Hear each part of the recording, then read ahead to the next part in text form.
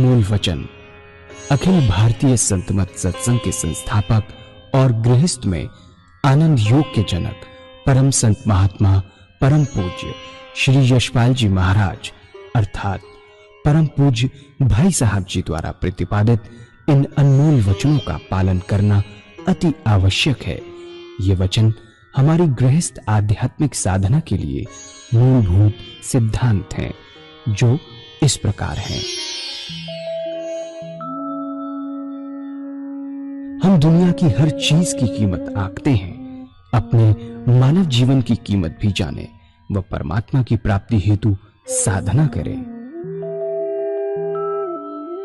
मनुष्य योनि एक उपहार है, इसीलिए परमात्मा को धन्यवाद देते हुए आधा घंटा प्रातःकाल, आधा घंटा सायंकाल पूजा अवश्य करें।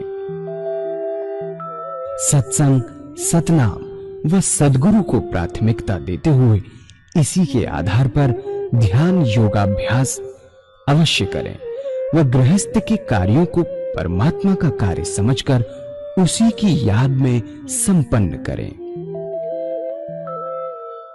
हर समय ये ध्यान रहे कि गुरु कृपा द्वारा परमात्मा की पवित्र सत्ता का हमारी आत्मा में वास है, अतः मन में निरंतर अपने इष्ट देव का जाप करें। मान सम्मान की इच्छा ना करें व अपमान से दुखी ना हो। परमात्मा के अतिरिक्त किसी और का भय ना करें। दूसरों की बुराई न करें, न सुने, सत्य व मधुर बोलें, अश्लील शब्द मुंह से ना निकालें, सभी से नम्रतापूर्ण व सुंदर व्यवहार करें। धर्म पत्नी के अतिरिक्त अपने से बड़ी से माता जैसा, बराबर की से बहन जैसा व छोटी से पुत्री जैसा व्यवहार करें। सांसारिक जीवन यापन की आवश्यकताएं अंतहीन है, इसलिए अधिक से अधिक समय सत्संग में व धन परोपकार में खर्च करें। याद रखें, न स्त्री माया है, न धन दौलत, न ही परिवार। माया वह है जो हृदय को परमात्मा से दूर हटा दे। अतः निरंतर सत्संग और सद्गुरु की शरण में रहने का प्रयास करें। भोजन अपने इष्ट को अर्पण कर प्रसाद रूप में परमात्मा की याद में करें। रात्रि में सोने से पहले अच्छे बुरे कार्यों का आत्मनिरीक्षण कर उसका समुचित पश्चाताप करते हुए ध्यान करें व प्रभु की गहरी याद में ही विश्राम करें। परमात्मा तू ही है, तेरी इच्छा पूर्ण हो।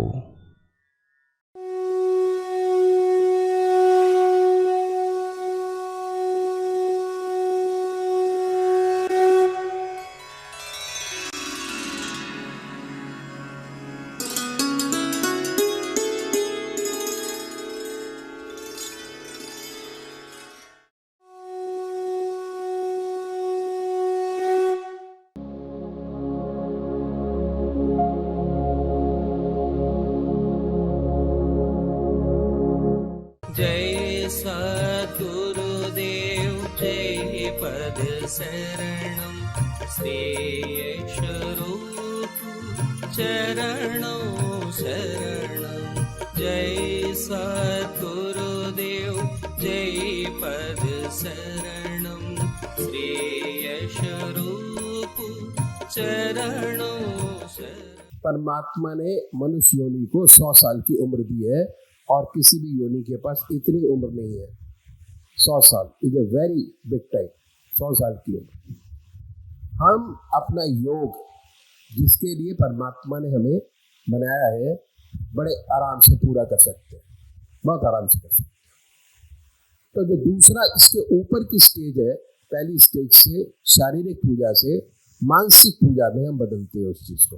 मन से ये सारी चीजें आती है, ठीक है।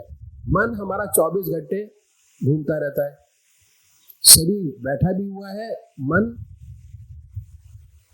सब जगह घूमता है, कभी घर में चला गया, कभी बच्चों में चला गया, कभी विदेश में चला गया, मन घूम रहा है, शरीर यहीं पर ही है, मन घूमता है। उसी को कंट्रोल करने का रास्ता है बड़े आराम से, कि मन को सारी चीजों से हटाकर अपने परमात्मा के नाम में लगाए, याद करें। और उसके लिए जरूरी क्या है कि मंदिर जाते हैं, बहुत सारी मूर्त होती है, सामने मूर्तियां होती हैं, उसमें से किसी एक को मानिए, एक को। सबको मानेंगे तो कंसंट्रेशन प्राप्त नहीं होगा, एक को लेके चलेंगे तो हमें कंसंट्रेशन मिलता है, एक से, एक नाम, एक मूर्त, एक जाप। शुरू कैसे करते हैं? हमारे 3 शरीर है, पहला 3 तरीके की पूजा, 3 तरीके के शरीर। जो हम बाहर देखते हैं ये स्थूल शरीर है, इसमें 10 इंद्रियां, 10 इंद्रियां, जिसमें हाथ है, कान है, नाक है, दिस इज फिजिकल बॉडी जो हम बाहर देखते। उसके बाद दूसरी है हमारा एक और हमारी बॉडी है जिसे हम बोलते हैं कारण शरीर, जिसमें सोच विचार का काम करते हैं। हाथ पैर से हम सोच विचार का काम नहीं कर सकते, और जो सोच विचार का मन से हम चल नहीं सकते। दोनों की चीजें अलग अलग है, ये अलग है, वो अलग है, दोनों चीजें अलग है। और तीसरी है आत्मा, ठीक है। आत्मा का दोनों शरीर को गाइड करती है, आफ्टर थॉट आता है, पर ज्यादा उसका रोल नहीं होता। बार बार काम करने के बाद जो सोचा जाता है वो आत्मा से सोचा जाता है, और आत्मा के अंदर है आनंद, जिज्ञासा और आनंद। आनंद आनंद बाहर नहीं है, गाड़ी में आनंद नहीं है, खाने में आनंद नहीं है, मीठे में आनंद नहीं है, टेस्ट में आनंद नहीं है। आनंद का है हम उस चीज को टेस्ट करते हैं, उसका आनंद हमारा शरीर उठाता है, वो आत्मा उठाती है आनंद। इसी प्रकार हम ये डिसाइड करते हैं अपने आप कि हम अपनी आत्मा से ये निर्णय लेते हैं कि परमात्मा की कौन सी मूर्त, कौन सी सूरत, कौन सी शक्ल आपको सबसे ज्यादा प्यारी लगती है। हमने डिसाइड किया अपने आप, किसी के कहने पे नहीं। अगर आप राम के पुजारी हैं, मैं आपसे कहूं कि आप कृष्ण को मानना शुरू करें, तो पूजा तो आप कर सकते हैं शारीरिक, पर मानसिक पूजा आप नहीं कर सकते। मन से होगा ही नहीं जब तक आपका अपना परमात्मा नहीं होगा। ये चीज जो है नोट करने वाली बात सबसे ज्यादा, कि जो आपका जिसको मानते हैं, जब तक आपका उसका मंत्र आपको नहीं मिलेगा, तब तक आपकी पूजा में सफलता प्राप्त नहीं होगी किसी हालत में। तो हम अपनी आत्मा से पूछते हैं कि वो कौन सी मूर्त है, कौन सी शक्ल है, कौन सी चीज है जिसमें परमात्मा की सबसे ऊंची भावना डाल सकते हैं। भावना प्रधान है, मूर्त प्रधान नहीं है। जैसे जिससे आपकी भावना प्रधान होती चली जाएगी, वही आपकी रक्षा करेगा, भावना। तो ये हमने निश्चित किया कि कौन सी मूर्त, कौन सी सूरत, कौन सी शक्ल, कौन सा नाम आपको सबसे ज्यादा अच्छा लगता है। सुनिए, उसके बाद जो पूजा का तरीका है हमारा अखिल भारतीय संत सत्संग गृहस्थियों के लिए बनाया, गृहस्थ के लिए है, पर सारे लोग इसको फॉलो करते हैं, चाहे वो सन्यासी हो, चाहे वो स्वामी हो, चाहे वो मानने वाला हो, या नान मानने वाला हो, आईटी इंजीनियर हो, जो भी है वो इस चीज को करता है, क्योंकि कंसंट्रेशन की जरूरत हर जगह पड़ती है। और कंसंट्रेशन जब तक नहीं होगा, जब तक आपका अपना इष्ट आपके सामने नहीं होगा। अपने इष्ट को मानेंगे तो कंसंट्रेशन आपको हासिल होगा। तो करना क्या है कि छोड़ना कुछ नहीं है। जैसे आज आपकी जिंदगी चल रही है वैसे ही चलानी है, घर गृहस्थ के अंदर वही चलेगी, वैसे ही चलेगी, उसमें कोई चेंजेस नहीं है। उसमें एक चीज ऐड करनी है, जो आपकी पूजा की विधि है वो भी वही की वही है, उसमें कोई चेंज नहीं है। चेंज कितना है कि जो आपका इष्ट है, जो आपका परमात्मा है, जिसमें आपने सबसे ऊंची भावना डाली हुई है, उसका मेडिटेशन करना है बैठ। अगर आप आधा घंटा पूजा का समय लगाते हैं तो उसमें 25 मिनट आपको मेडिटेशन करना है अपने इष्ट का।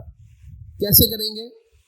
मैं एक एग्जांपल दिया करता हूँ। जो शिव जी को मानने वाले हैं वो बड़े प्यार से बैठिए, धूप दीप जलाए, आसन बिछाइए, शुद्ध वातावरण करने के लिए धूप बत्ती अगरबत्ती आप जलाएंगे, बड़े आराम से बड़े प्यार से आसन लगाइए, सुख आसन से बैठिए। अगर सुख आसन पर नहीं बैठ सकते तो चेयर पर बैठिए, उस पर नहीं बैठ सकते तो स्टूल पर बैठिए, बड़े प्यार से बैठिए।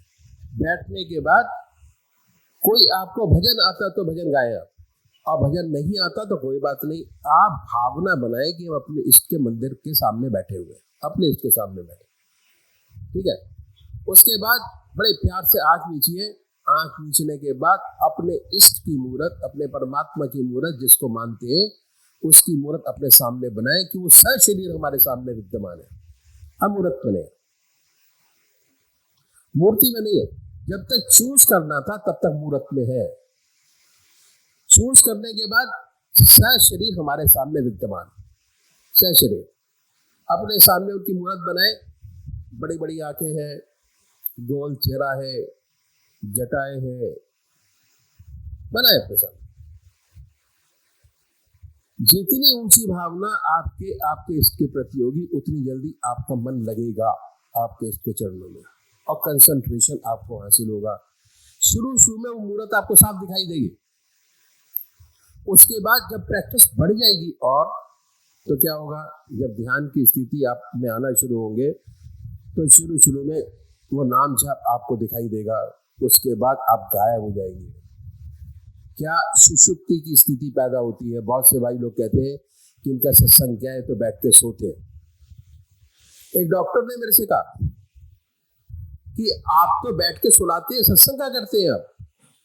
मैंने कहा आप इतनी गोलियां देते हैं उसके बाद भी आपको लोगों को नींद नहीं आती। हम फ्री में नींद देते हैं लोगों को करने के लिए। इतना आराम, इतना विश्वास अपने इसके प्रति, इतना आराम मिलता है उस चीज को कि असली आनंद वहां से प्राप्त होता है। सोते हुए क्या करते हैं, जब सोते हैं ना हाथ काम करता है, ना पैर काम करता है, ना आंख काम करती है, ना नाक सूंघने का काम करती है, कान सुनने का काम नहीं करते, कोई चीज समझ नहीं आती। जब सोने के लिए बेड के ऊपर बैठे होते हैं, सोए, सब चीजें रिलैक्स हो गई, सारी इंद्रियां जो मैंने आपको बताई ये मन के अंदर सिमट जाती है और आपको जो एनर्जी मिलती है, सुबह उठ के प्रफुल्ल लगते हैं, काम करने की इच्छा होती है, वो तभी होती है जब आपको नींद अच्छी आए। क्यों? ये इंद्रियां सारी मन के अंदर सिमट जाती है और एनर्जी हमको वहां से मिलती है। रात को खाने से एनर्जी नहीं मिलती, दिन में तो फिर भी खाते रहते हैं। रात को 6 घंटे बड़े आराम से सोते हैं, सुबह उठते हैं तो वही ताजगी महसूस होती है। जो पूजा है जरूरी क्यों है? इसलिए जरूरी है कि हमारा जो मन है वो 24 घंटे चल रहा है, सोते हुए दिन में काम करता है, रात को सपने दिखाता है, सारी चीजें 24 घंटे चल रही हैं और जितनी हमारी एज है उतने बराबर हम बराबर चल रहे हैं, हमारा मन बराबर चल रहा है। इसलिए हमारे मन के अंदर आराम नहीं है, इसलिए हमको गुस्सा आता है, चिड़चिड़ाहट उठती है, हमारे मन की इच्छा पूरी नहीं होती तो बहुत सारी चीजें फिजिकल बॉडी के ऊपर आनी शुरू हो जाती है, ब्लड प्रेशर बढ़ता है, शुगर बढ़ती है। अगर उसको भी आराम दे मन को, जब मन को परमात्मा में लगाएंगे, आधा घंटा सुबह और आधा घंटा सायंकाल मेडिटेशन करेंगे, बड़े आराम से बैठेंगे तो हमको आत्मा की एनर्जी प्राप्त होगी और वो एनर्जी ऐसी है कि सारी चीजें अपने आप ठीक होती चली जाती है और बखूबी हम परमात्मा की ओर बढ़ते हैं। ये तरीका है आधा घंटा सुबह पूजा करने का, आधा घंटा सायंकाल पूजा करने का। जो चीज आपकी जिंदगी में आज चल रही है, जैसे मंदिर जाना है, जैसे व्रत करना है, जैसे आपका खाना पीना है, इसके अंदर कोई चेंजेस नहीं है, सिर्फ मेडिटेशन को अपनी जिंदगी में ऐड करना है। గురుదేవులు ఇప్పుడు మనకి పూజ చేసుకునే విధానం, ధ్యానం అభ్యాసం చేసే విధానం చాలా చక్కగా తెలియజేశారు.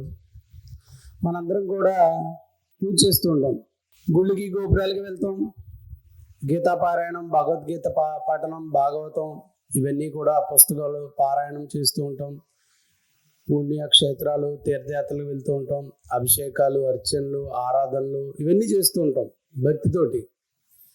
మహాత్ములు ఏమని చెప్తున్నారు, ఇదంతా కూడా ప్రారంభ స్థితి, దీన్నే శారీరక పూజ అంటారు. నిజానికి పూజ అనేది 2 రకాలుగా ఉంటుందని తెలియజేశారు గురుదేవులు. శారీరక పూజ, మానసిక పూజ. ప్రారంభం స్టార్టింగ్ స్టేజ్ ఏంటి అంటే శారీరక పూజ, శరీరంతో చేసే పూజ. అర్ధగంట కానీ లేదా ఇంకా అంతకంటే గంట సమయం కానీ చాలామంది పూజా మందిరంలో కూర్చుంటూ ఉంటారు. పువ్వులు అలంకరించడం, దీపారాధన చేయడం, ధూపదీప నైవేద్యాలు, స్తోత్రాలు, పఠనాలు, పారాయణాలు గంట సేపు చేస్తారు లేదా 2 గంటలు. అలాగే గుడికి వెళ్తాం, సహస్రనామార్చన, అర్చన, అభిషేకం ఇవన్నీ చేస్తూ ఉంటాం. ఆ చేస్తున్న సమయం కూడా మన మనస్సు భగవంతుడిపై లగ్నం అయి ఉంటుంది. ఎంతో శాంతి, ఆనందం, ప్రశాంతత కలుగుతుంది. మరి దాని తర్వాత మన యొక్క పరిస్థితి ఏంటి అని అడుగుతున్నారు గురుదేవులు. పూజ అయిపోయింది, గుడికి వెళ్ళి వచ్చేసాం లేదా అభిషేకం చేయించుకుని వచ్చేసాం, తర్వాత మీ మనస్సు యొక్క పరిస్థితి ఏంటి? ఒక్కసారి ఎవరికి వాళ్ళు ఆలోచించుకోండి. అంటే ఎలాగైతే గుళ్ళోకి వెళ్ళామో మరలా అలాగే అదే ప్రాపంచిక ఆలోచనలు, అదే సంసార తాలూకు ఆలోచనలతోటి బయటకు వచ్చేసాం. పొందింది ఏమైనా ఉంది అంటే ఏమీ లేదు, శూన్యం. కేవలం ఆ గుళ్ళో ఆ పరమాత్మ దగ్గర లేదా పూజా మందిరంలో ఆ గంట సేపు కూర్చున్నప్పుడు మాత్రమే మనకి మన మనస్సు భగవంతుడి మీద లగ్నం చెందడం జరుగుతుంది. అది కూడా ఎంతసేపు మనస్సు లగ్నం చెందుతుంది అనేది ఎవరికి వాళ్ళకి తెలియాలి. పూజ చేస్తూ ఉంటాం, మనస్సేమో ఇంట్లో ఆలోచనలకు వెళ్ళిపోతూ ఉంటుంది, మరలా పూజ చేస్తూ ఉంటాం. ఇది శారీరక పూజ. ప్రారంభ స్థితి ఎంతోసేపు ఉండదని చెప్తున్నారు, తాత్కాలికం. కొన్ని సంవత్సరాలు అయ్యేసరికి మనకి శరీరం సహకరించదు, పూజ చేయలేం. గురుదేవులు చెప్తున్నారు, పరమాత్మ భగవంతుడు మనకి ఒక్క మానవ శరీరానికి మాత్రమే 100 సంవత్సరాల ఆయుర్దాయం ఇచ్చాడు. ఏ జీవికి ఇవ్వలేదు. మిగిలిన జీవులన్నింటికి కూడా 5 ఏళ్ళు, 10 ఏళ్ళు, 15 ఏళ్ళు అలా ఇచ్చాడు. ఒక మానవుడికి మాత్రమే 100 సంవత్సరాల ఆయుర్దాయం ఇచ్చాడు. ఎందుకని? ఈ శరీరంతో ధ్యానం, అభ్యాసం ద్వారా, సాధన ద్వారా ఆయన్ని చేరుకుంటాము అనేటువంటి నమ్మకంతో. కానీ మరి మనం ఏం చేస్తున్నాం? నిరంతరం కూడా ఈ శరీరం గురించి ఆలోచిస్తున్నాం. ఈ శరీరాన్ని పోషించడం, దీన్ని రకరకాల బట్టలతో అలంకరించడం, రకరకాల రుచికరమైనటువంటి భోజన పదార్థాలు, ఆహార పదార్థాలు తినిపించడం, ఈ శరీరంలో కలిగేటువంటి కోరికలు తీర్చుకోవడం. ఈ విధంగా ఈ శారీరక కోరికలే, శారీరక ఆనందమే ఆనందం అనుకుంటున్నాం. కానీ మహాత్ములు ఏం చెప్తున్నారు? అది కాదు, శాశ్వతమైన ఆనందం వేరే ఉంది అని చెప్తున్నారు. మీరు అనుకున్నట్లుగా శారీరక ఆనందమే ఆనందం అయితే కొత్త బట్టలు కట్టుకుంటే ఆనందం కలగాలి, మన్నాడు ఆ పాత బట్టలు అయిపోతాయి. నచ్చిన కారు కొనుక్కుంటే ఆనందం కలగాలి, కానీ కొద్ది రోజులు ఆ కారు మీద తిరగగానే ఆనందం ఆగిపోతుంది. నచ్చిన జోడులు వేసుకుంటే ఆనందం, కానీ 2 రోజులు 3 రోజులు మళ్ళీ ఆనందం మాయమైపోతుంది. నచ్చిన తిండి, ఆహారం, రుచికరమైన భోజనం, మీకు ఇష్టమైన తిండి తింటే ఆనందం కలుగుతుంది. కానీ ఎంతసేపు, ఎంత మోతాదులో తినగలం? పొట్ట ఎంత పడితే అంతే తింటాం, ఆ తర్వాత వెగటొచ్చేస్తుంది. మరి ఈ ఆనందం అనేది ఎక్కడుంది? ప్రాపంచిక వస్తువుల్లో ఉందా, లేదా శరీరానికి కలిగేటువంటి కోరికలు తీర్చుకోవడంలో ఉందా అని అడుగుతారు మహాత్ములు. నిజానికి ఈ ఆనందం అనేది మన లోపలే ఉంది అని చెప్తున్నారు. మనందరం అనుకుంటున్నట్టుగా శరీరం అంటే మన కళ్ళ ముందు కనబడేటువంటి ఈ పాంచభౌతిక దేహం కాదు అని చెప్తున్నారు గురుదేవులు. ప్రతి మనిషి యొక్క శరీరం కూడా 3 శరీరాల యొక్క కలయికతో ఏర్పడింది అని చెప్తున్నారు. మన కళ్ళ ముందు కనబడేటువంటిది స్థూల శరీరం, కన్ను, ముక్కు, చెవులు, నోరు, కళ్ళు, కాళ్ళు, చేతులు, ఇదంతా కూడా పాంచభౌతిక దేహం, శారీరక శరీరం. దీన్ని స్థూల శరీరం అంటారు. కళ్ళు చూస్తూ ఉంటాయి, నోరు మాట్లాడుతూ ఉంటుంది, చెవులు వింటూ ఉంటాయి, కాళ్ళు చేతులు అటు ఇటు తిరుగుతూ ఉంటాయి, చేతులు ప్రపంచం తాలూకా పనులు చేస్తూ ఉంటుంది. దీనిలో ఇంకో శరీరం ఉంది, అదే సూక్ష్మ శరీరం, మనస్సు. దీనిలో ఏముంటుంది? మనస్సు, చిత్తం, బుద్ధి, అహంకారం. ఇది కేవలం ఆలోచనలు చేస్తూనే ఉంటుంది. మనస్సు యొక్క పని ఏమిటి అంటే ఏదో ఒకటి ఆలోచిస్తూనే ఉంటుంది. పూర్వజన్మ సంస్కారాలను అనుసరించి లేదా మీరు చేసుకున్నటువంటి కర్మలను అనుసరించి దానిలో ఆలోచనలు ఏర్పడుతూ ఉంటాయి. ఆ మనస్సు ఏ విధంగా ఆలోచిస్తూ ఉంటుందో శరీరం అదే విధంగా పనిచేస్తుంది అని చెప్తున్నారు. ఈ సంతోషం, ఆనందం ఏదైతే ఉందో మనసులో కలుగుతూ ఉంటాయి. కోరికలు, వాసనలు, విషయానందాలు ఇవన్నీ కూడా మనస్సు నుంచి కలుగుతూ ఉంటాయి. అదేవిధంగా ఈ మనస్సు కాకుండా ఇంకొకటి ఉంది మన శరీరంలో, అదే కారణ శరీరం, ఆత్మ. ఈ ఆత్మని కారణ శరీరం అని పిలుస్తారు ఆధ్యాత్మిక పరిభాషలో. ఈ ఆత్మ నిరంతరం ఆనందం, చైతన్య స్థితిలో ఉంటుంది. ఆనందం తప్ప ఇక వేరే ఏది కూడా ఉండదు. ఈ ఆత్మ నుంచే అసలైనటువంటి ఆనందం, అసలైనటువంటి చైతన్యం బయటకు వస్తూ ఉంటుంది. ఆత్మ చెప్పిన విధంగా మనస్సు ఆలోచిస్తుంది, మనస్సు ఆలోచించిన విధంగా శరీరం ప్రవర్తిస్తూ ఉంటుంది అని చెప్పారు. మరి గుళ్ళో ఉన్నప్పుడు లేదా పూజ చేసుకుంటున్నప్పుడు కలిగిన ఆనందం నిరంతరం రోజులో 24 గంటలు కలగాలి అంటే అదే పూజ యొక్క అసలైన ఉద్దేశం అని చెప్తున్నారు మహాత్ములు. పూజ చేస్తే ఆనందం కలగాలి, ఏకాగ్రత కలగాలి, మన మనస్సు స్థిరంగా అటు ఇటు కాకుండా భగవంతుడి మీద లగ్నం చెందాలి. అది పూజ యొక్క అసలైన ఆవశ్యకత అని చెప్తున్నారు. మరి ఆ పూజ ఎలా చేయాలి అంటే మనసు ద్వారా ఆచరించాలి. ఇందాక గురుదేవులు చెప్పారు ఆనందం అనేది మనసు నుంచి వస్తుంది అని. ఆ మానసిక పూజకి అత్యంత ప్రాధాన్యత ఇవ్వాలి. మన ఈ అఖిల భారతీయ సంతమత సత్సంగంలో మానసిక పూజకి అత్యంత ప్రాధాన్యత ఇస్తారు. యోగ సాధనలో ఉన్నటువంటి అష్టాంగ యోగ సాధన, అదేవిధంగా రకరకాలైనటువంటి రాజయోగం, కర్మయోగం, ధ్యాన యోగం, వీటన్నిటినీ కూడా కలిపి తేలికైన పద్ధతిలో ఆనంద యోగ సాధన విధానాన్ని మన మహాత్ములు, మన పరంపరలోని గురుదేవులు మనందరికీ కూడా తెలియచేశారు. గురుదేవులు చెప్తూ ఉన్నారు, యోగం అంటే కలిగి ఉండడం, ఆనంద యోగం అంటే నిరంతరం ఆనందాన్ని కలిగి ఉండడమే అసలైనటువంటి ధ్యాన స్థితి. ఈ ఆనంద యోగాన్ని ఎలా సాధించాలి అంటే అభ్యాసం ద్వారా సాధించాలి అని చెప్తూ ఉన్నారు. చూడండి, ఈవేళ సోమవారం శివాలయంకి వెళ్ళాం, రేపు మంగళవారం హనుమంతుడి గుడికి వెళ్ళాం, బుధవారం అయ్యప్ప స్వామి గుడి, గురువారం సాయిబాబా, శుక్రవారం అమ్మవారు, శనివారం వెంకటేశ్వర స్వామి. ఇలాగా దేవీ దేవతామూర్తుల యొక్క స్వరూపాలని చూస్తూ ఆయా దేవీ దేవతామూర్తుల యొక్క పూజలు చేసుకుంటూ వెళ్ళిపోతే మనకు కలిగేటువంటి లాభం పూర్తిగా సిద్ధించదు అని చెప్తున్నారు. అంటే వెళ్ళొద్దని కాదు, ఒకే ఇష్టదైవాన్ని నిశ్చయించుకోవాలి. అసలైనటువంటి ఆనందం కలగాలి అంటే, మానసిక పూజ కలగాలి అంటే ఇందాక గురుదేవులు చెప్పారు, మనసు యొక్క పని నిరంతరం ఆలోచించడమే. ఆలోచిస్తూనే ఉంటుంది, ఖాళీగా ఉండదు. ఇంట్లో విషయాలు కానీ, సంసారం తాలూకా విషయాలు కానీ, వ్యాపారం వ్యవసాయం తాలూకా విషయాలు కానీ ఆలోచిస్తూనే ఉంటుంది. దానికి భగవన్నామాన్ని కనుక అలవాటు చేసినట్లయితే ఆ భగవన్నామాన్ని స్మరిస్తూ ధ్యానిస్తూ మననం చేస్తూ ఉంటుంది అని చెప్తున్నారు. మరి ఆ ఏకాగ్రత మనసుకి కలగాలి అంటే ఒకే ఒక ఇష్టదైవం మీద మీ మనస్సును నిలపాలి. రోజు రోజు భగవంతుడిని మార్చుకుంటూ వెళ్ళిపోతే ఆ ఏకాగ్రత, స్థిరచిత్వం అనేది కలగదు అని చెప్తున్నారు గురుదేవులు. ఒకే ఒక్క భగవంతుడి యొక్క రూపం కానివ్వండి, నామం కానివ్వండి నిశ్చయించుకోవాలి.